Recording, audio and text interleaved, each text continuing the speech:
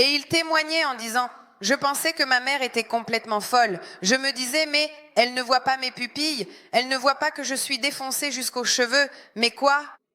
Et elle lui préparait à manger. « Allez, missionnaire, courage, missionnaire, viens ici, missionnaire, viens ici, prédicateur. » Et lui, il les mettait en colère. Mais tu sais ce qui s'est passé avec cet homme? Il est devenu missionnaire et prédicateur. Cette femme voyait en lui ce qu'il n'était pas capable de voir. La foi voit là où les autres ne voient pas. Et puis il continue et dit, tous ceux-là, regarde comme c'est important, sont morts dans la foi. Dites, ils sont morts dans la foi sans avoir reçu les promesses. C'est-à-dire, Sarah a eu un fils, mais elle n'a pas vu les rois qui viendraient d'elle. Avez-vous vu les rois? Non. Avez-vous vu toute cette multitude promise? Non. Et il dit, mais ils ont vu des choses de loin, confessant qu'ils sont des étrangers et des pèlerins sur la terre. En fait, cela montrerait que l'on est en quête d'une patrie. Et s'ils avaient tenu à celui qu'ils avaient laissé derrière eux, ils auraient certainement eu le temps de revenir. Cela signifie que Dieu lui a fait une promesse. Il lui a dit d'aller dans cette ville. Vous savez que dès qu'il est arrivé dans cette ville en disant « Je suis arrivé à Canaan », qu'a-t-il trouvé? Une multitude d'ennemis. Il a vécu pendant des années dans les plaines de Mamré. La promesse de Dieu ne s'est pas accomplie tout de suite. Et puis Dieu lui a parlé d'une multitude qu'il n'a jamais vue. Il est dit qu'ils sont morts en saluant de loin. Tu sais pourquoi certains d'entre nous ne verront jamais les promesses que Dieu nous a faites? Parce qu'elles n'étaient pas pour nous. Nous étions les visionnaires. Peut-être que ce sont des promesses qui toucheront tes enfants, les enfants de tes enfants, tes petits-enfants, mais Dieu commence avec toi, les patriarches, les premiers à se convertir. Dieu commence à donner la vision de la grandeur. Eux, ils n'ont pas vu, mais ils sont morts en disant « Nos enfants, nos petits-enfants toucheront du doigt ce que Dieu nous a dit. » C'est ça, la foi. Amen. En disant « Nous allons vers Dieu, un endroit meilleur. » Et il dit « Mais maintenant, ils en désirent une meilleure, c'est-à-dire la céleste. C'est pourquoi Dieu n'a pas honte d'être appelé leur Dieu, car il leur a préparé une ville. » Imagine Dieu qui dit « Je suis fier d'être le Dieu d'Abraham, parce qu'Abraham a cru en moi-même sans voir tout ce que je lui avais dit. » Tu sais, parfois nous disons « Je ne mourrai pas parce que j'ai des promesses. » Ce passage nous dérange un peu parce que lui, il est mort en ayant des promesses. Et oui. Par la foi, Abraham, lorsqu'il fut mis à l'épreuve, offrit Isaac, lui qui avait reçu les promesses. Il offrit son fils unique, et pourtant Dieu lui avait dit, c'est par Isaac qu'une descendance te sera donnée. Abraham était persuadé que Dieu a le pouvoir de ressusciter même les morts. Et il retrouva Isaac comme par une sorte de résurrection. Faites attention ici. Jamais dans l'histoire on avait entendu parler de quelqu'un qui était ressuscité. Il n'existait même pas l'idée, même pas le concept que quelqu'un puisse ressusciter à l'époque d'Abraham. Nous parlons d'Abraham. Et pourtant, quand Dieu lui dit, c'est par Isaac que je te donnerai des enfants, d'abord il n'arrive pas, puis quand il arrive, Dieu lui dit, emmène-le sur la montagne et tue-le. On pourrait dire, excuse-moi, mais tu m'as dit que c'était par lui, et maintenant je dois le tuer. Qu'est-ce qui se passe? Et lui a dit, si Dieu me dit cela, c'est parce qu'il va le ressusciter. C'est-à-dire, il pense, si Dieu me demande de donner la source de mon héritage, c'est parce qu'il veut me ressusciter devant moi. Il veut que je voie quelque chose de plus grand que la naissance d'un fils. Il veut que je voie un fils qui ressuscite. Et ceci est une annonce préalable de la vie de Jésus qui meurt en sacrifice pour nous afin d'être ensuite ressuscité. Dieu préparait déjà le monde pour Jésus. Mais regarde l'esprit de cet homme. Il n'avait même jamais entendu le mot résurrection. Il a dit, il le ressuscite parce que Dieu m'aime. Amen. C'est pour cela que Dieu dit qu'il est le Dieu d'Abraham. Il y a donc des promesses que nous ne verrons pas. Dis avec moi, il y a des promesses que je ne verrai pas, que Dieu me dira comment elles seront, que d'autres générations verront. Mais moi, je mourrai en voyant ces promesses à l'intérieur de moi. La foi voit à l'intérieur, la foi a une certitude, une conviction, comme aujourd'hui j'ai la conviction que nous allons grandir, exploser, la foi a une conviction. Amen. Regardez ici. Première lettre aux Corinthiens 15, 19. La Bible dit, si nous avons espéré en Christ seulement pour cette vie, nous sommes les plus misérables de tous les hommes. Lisez-le là, dites-le.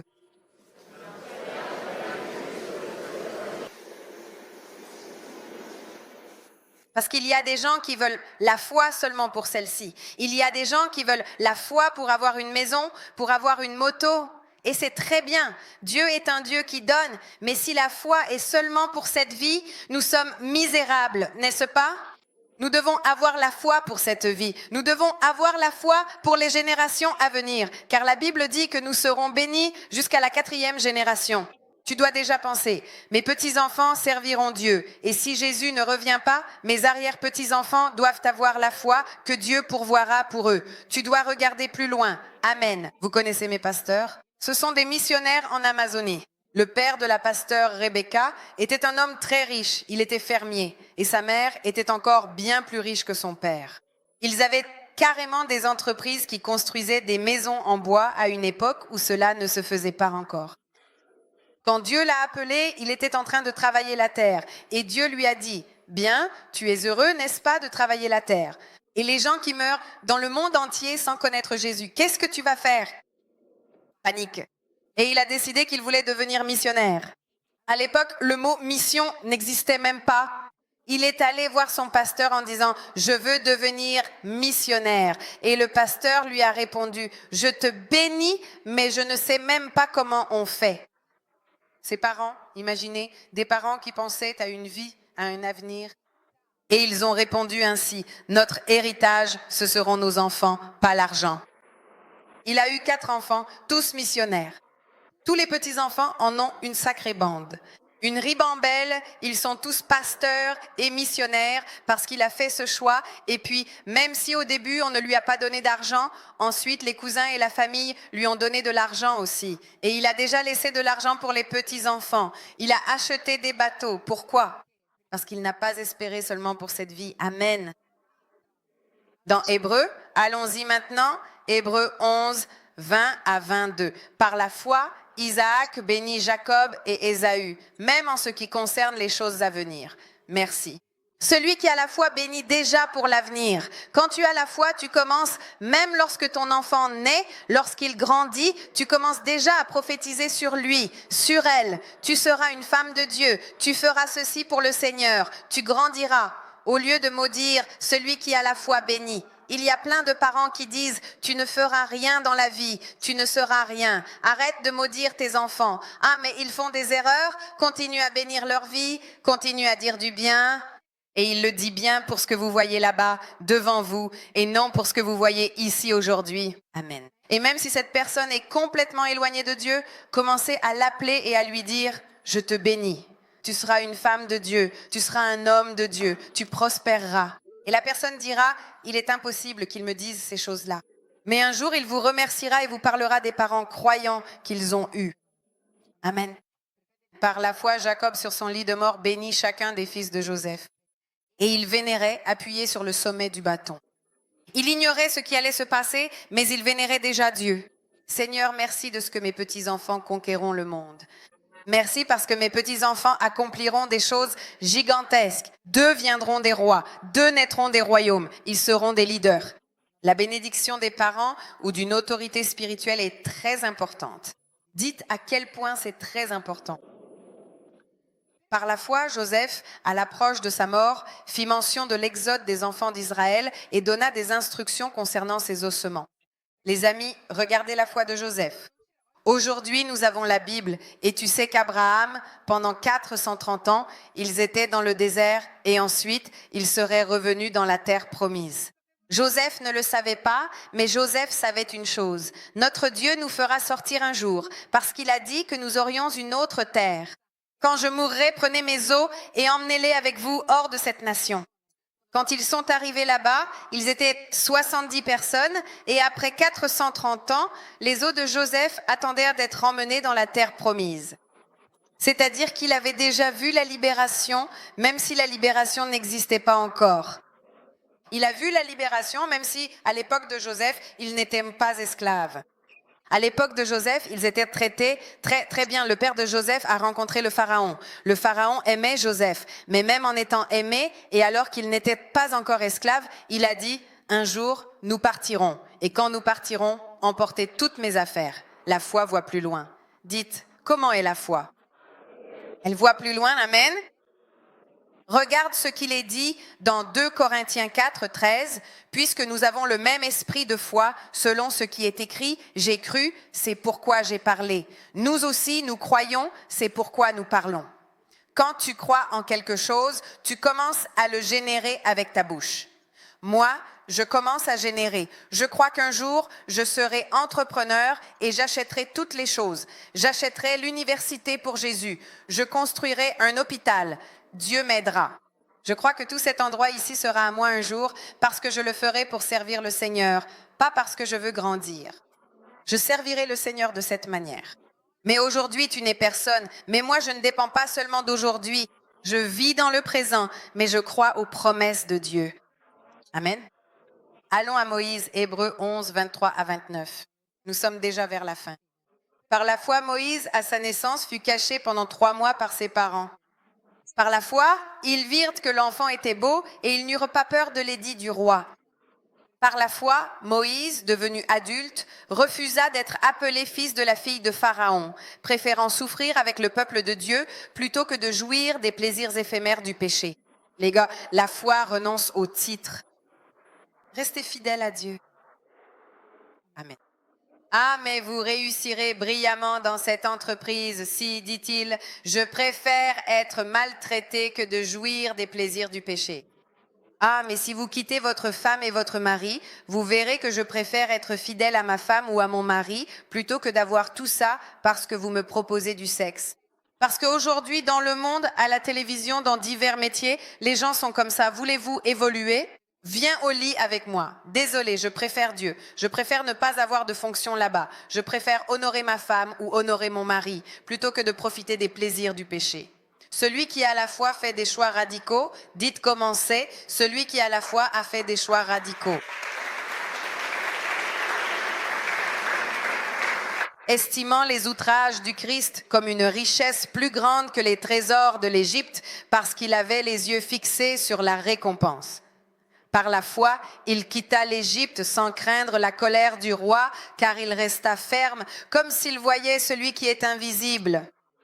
Par la foi, avec cette certitude, il célébra la Pâque et fit l'aspersion du sang, afin que l'exterminateur des premiers-nés ne touche pas ceux des Israélites. Par la foi, ils traversèrent la mer Rouge comme sur une terre sèche, tandis que les Égyptiens qui tentèrent de faire la même chose furent engloutis. Pensez-y.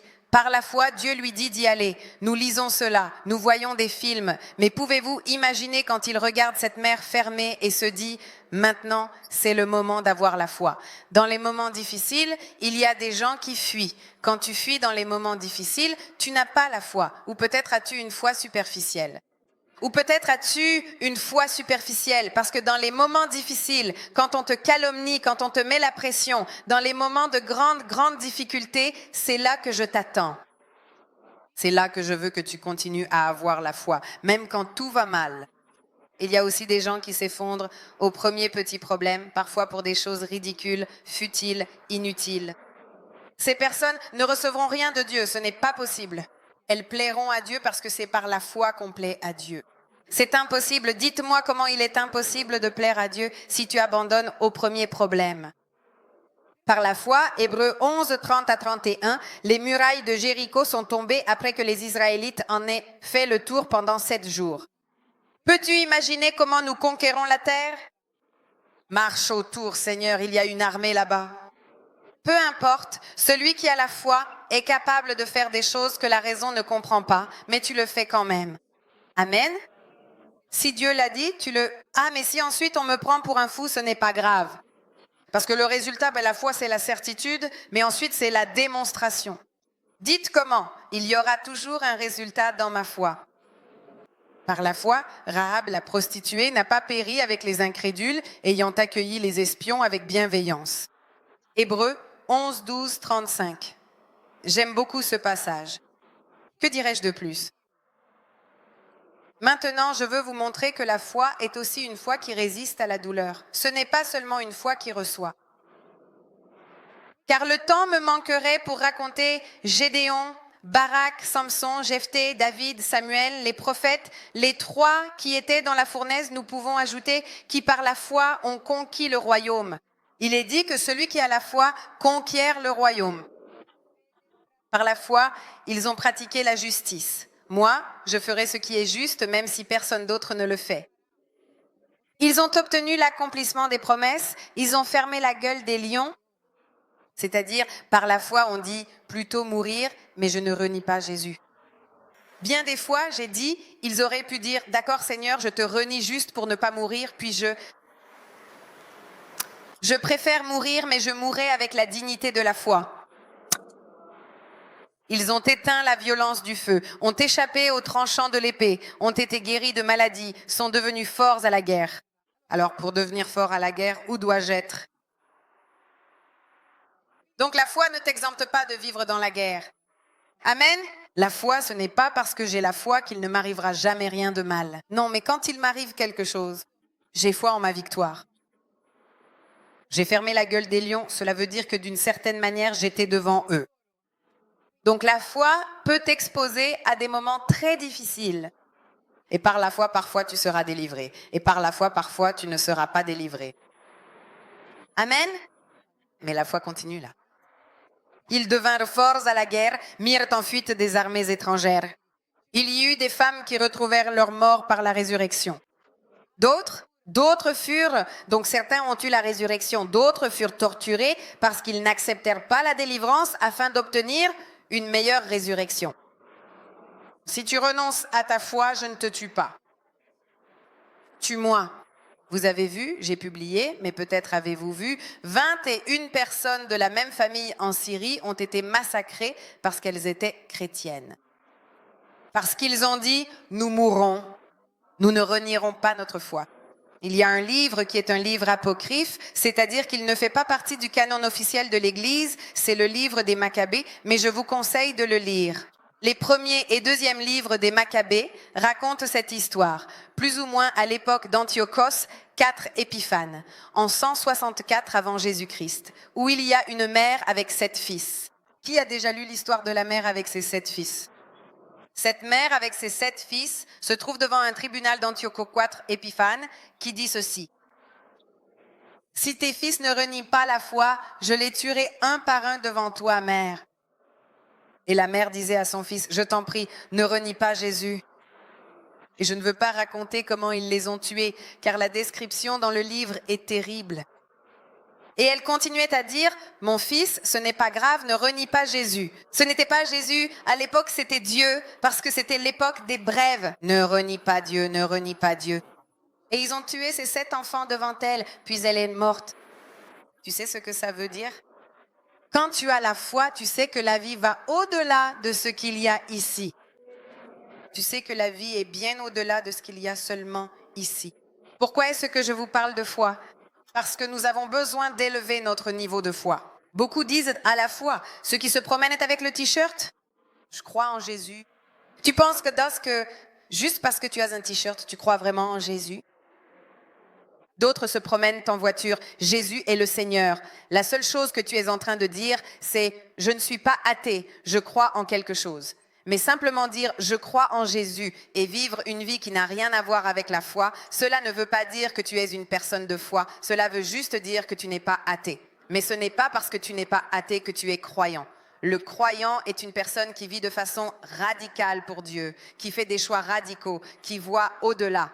Le croyant, c'est cette personne qui, même au milieu du feu, garde les yeux fixés sur Jésus en disant « d'une manière ou d'une autre, tu me sauveras. Et si tu ne me sauves pas, comme les jeunes dans la fournaise. » Je continuerai à aimer Dieu parce que je n'aime pas Dieu seulement quand il me sauve, je l'aime tout le temps. Amen. Et c'est de cette foi dont parle la Bible. Hébreux 11, 36 à 38 dit « D'autres furent mis à l'épreuve par des moqueries, des coups de fouet, des chaînes, des prisons. Ils furent lapidés, sciés, tués par l'épée. Ils allaient çà et là couverts de peau de brebis ou de chèvre. Plutôt que d'avoir un beau vêtement, si je dois renoncer à Dieu, Je préfère m'habiller en chèvre. Démunis, certains disent, moi, je ne le serai jamais. Non, parfois on est dans le besoin à cause du choix de Dieu. En ce moment, au Nigeria, ils ont tué 200 croyants qui erraient loin de leur tribu, sans nourriture, sans abri, dans le besoin pour ne pas renier leur foi.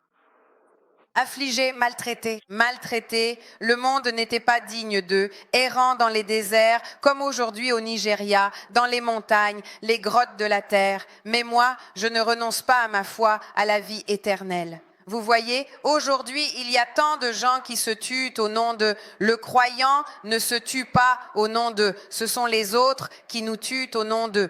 Nous restons fermes. Il n'est pas nécessaire de tuer qui que ce soit, mais si on voulait nous ôter la vie, nous ne renierons pas Dieu.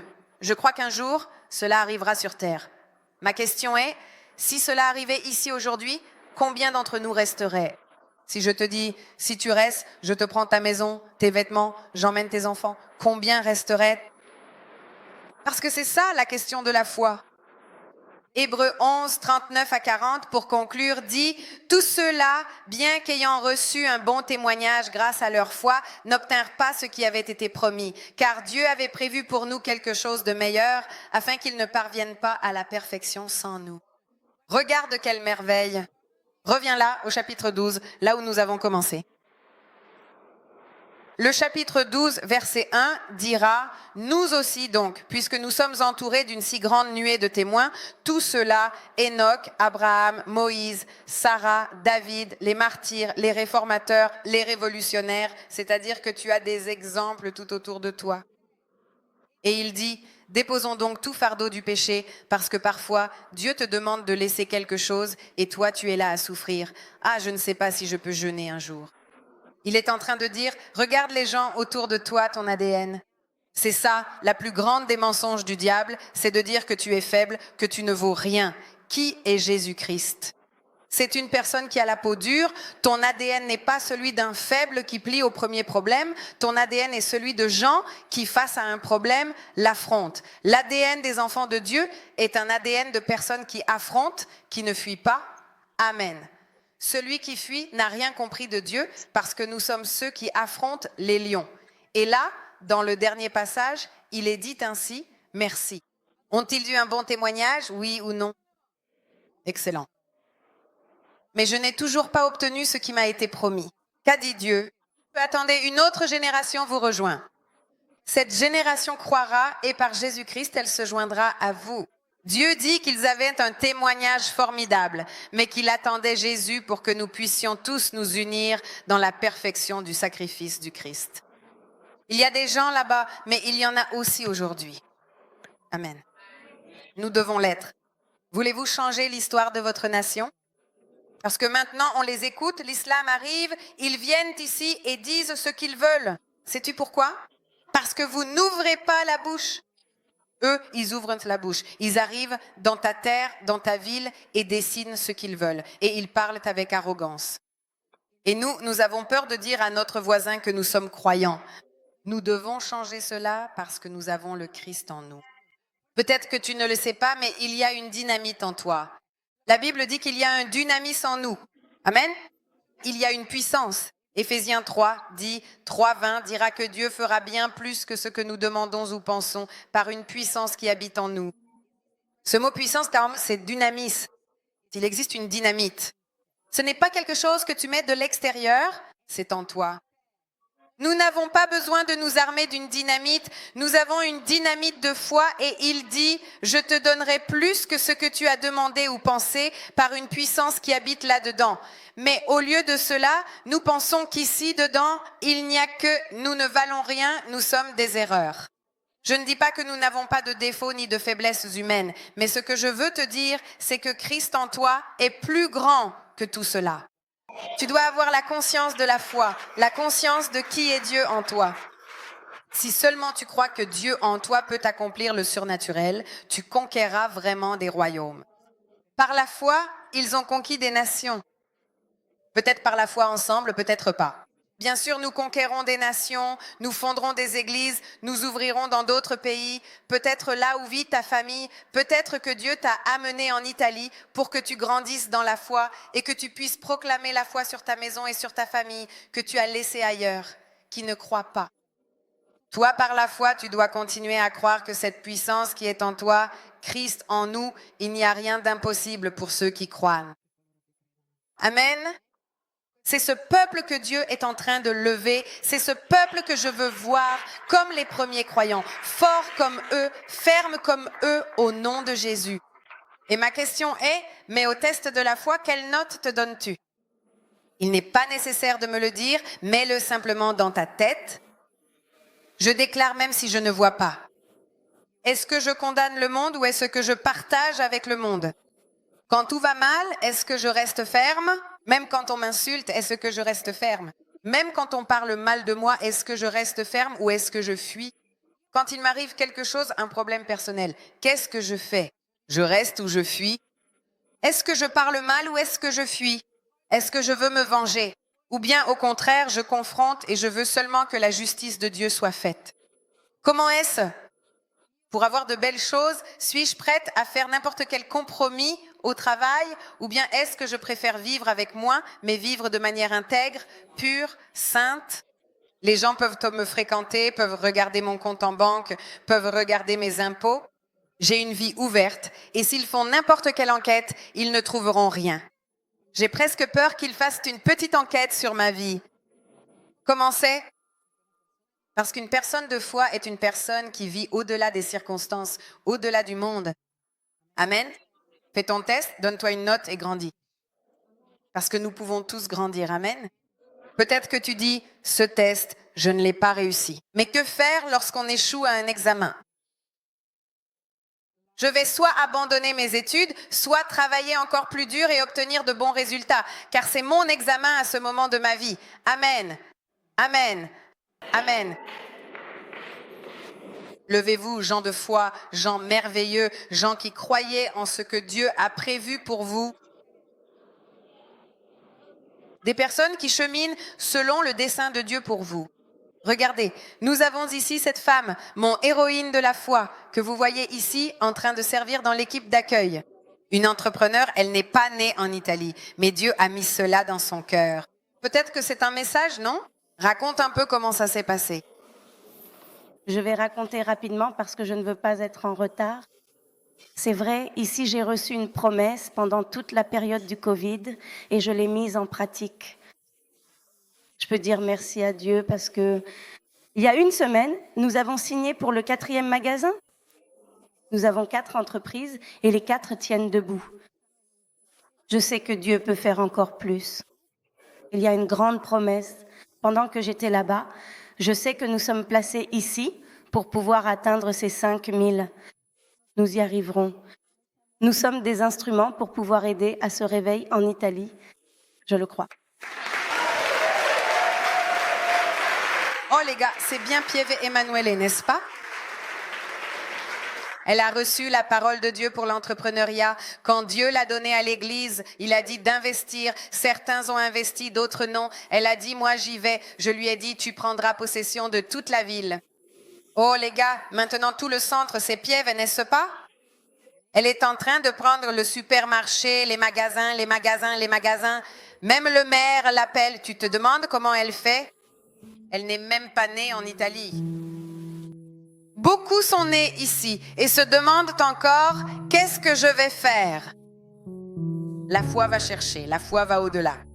Nous avons assisté, nous qui sommes là, même dans le groupe avec les entrepreneurs, à des moments où elles se demandaient, comment vais-je faire? Et pourtant, elle continue d'agir, elle continue de grandir. Dieu continue de multiplier parce que c'est une femme de Dieu. Elle s'occupe des groupes de vie, elle est ici dans le service d'ordre et pourtant, elle est entrepreneur tout en servant sa famille. Aimant Dieu, rêvant de bénir les gens, amen, la foi va chercher. Et quand tu as la foi, le maire, un tel, le voisin te demanderont comment tu fais et tu pourras leur raconter. Je crois en un Dieu qui ne met pas de limite à ma foi. Je crois en un Dieu qui peut utiliser ma vie. Et je sais qu'ils feront un campus. Ils grandiront comme les affaires sont en train de grandir. Ils grandiront et grandiront comme les Chinois grandiront, comme ils grandiront. L'Italie nous grandirons tous, mais pas seulement. Nous grandirons spirituellement, nous grandirons matériellement, parce que le réveil a aussi besoin d'économie. Et donc je crois profondément que Dieu mettra l'économie entre les mains des cœurs justes. Parce qu'il y a des gens qui cherchent Dieu seulement pour faire des affaires. Et Dieu le voit, donc ça ne l'intéresse pas. Mais quand tu as un cœur juste, il n'y a pas de limite à la grandeur. Amen. Tu es né pour la grandeur. Nous sommes les enfants d'un Dieu immense. Seulement, il faut arrêter de vivre là-bas en pleurnichant. Nous devons regarder vers le haut et faire la volonté de Dieu. Assez de se plaindre. Amen. Vis dans la joie. Il se passe quelque chose, il y a un problème, affronte-le. Dites-moi, il y a un problème, affronte-le. Et puis tourne la page tout de suite, on avance, il y a des choses plus grandes. Il y a des gens qui perdent de la grandeur parce qu'ils sont là à compter les minutes. Mais je ne sais pas s'ils m'aiment. S'ils ne t'aiment pas, c'est son problème. Tu es né pour être aimé. Allez, tournez la page.